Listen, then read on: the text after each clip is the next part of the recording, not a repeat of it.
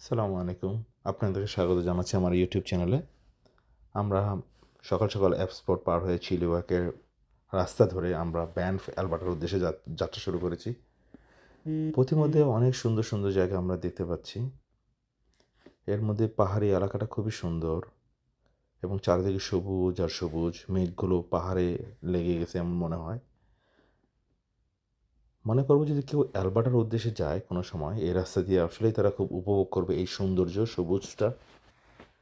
চারিদিকে সবুজ আর সবুজ, ঘনবসতিতে নাই, মানুষজনের কোলাহল নেই, রাস্তাঘাটে কোনো গাড়ি নেই, যার কারণে আসলে রাস্তায় খুব ট্রাফিকও পড়তেছে না।